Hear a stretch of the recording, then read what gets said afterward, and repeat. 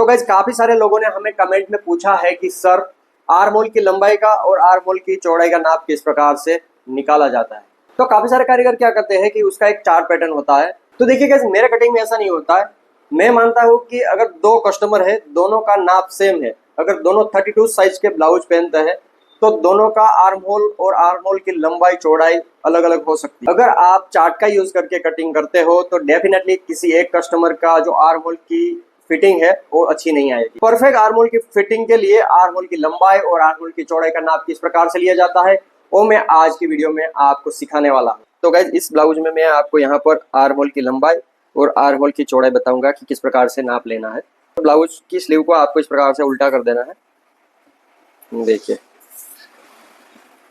तो यहाँ पर है ब्लाउज की आर्म होल की लंबाई और ये है इसकी चौड़ाई। तो सवाल है कि इसका नाप कैसे निकालें। तो देखिए नाप निकालने के दो तरीके हैं। मैं आपको सबसे पहला तरीका बता देता हूँ। आपको क्या करना है कि यहाँ से आपको सिर्फ इनर का धागा ही खींचना है, ठीक है।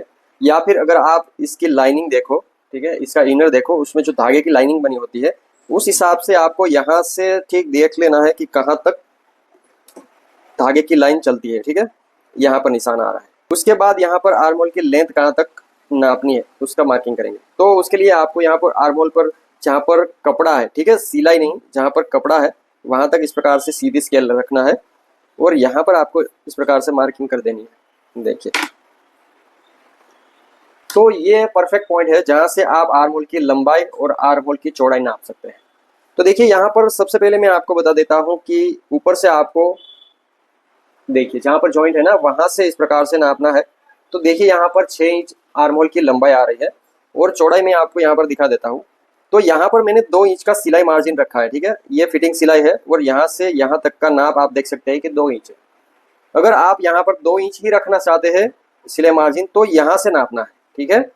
और उसके बाद इस प्रकार से आपको यहाँ पर देखिए मेजर टेप रख देना है। यहाँ पर चौकड़ी पे 4.5 आ रहा है, ठीक है।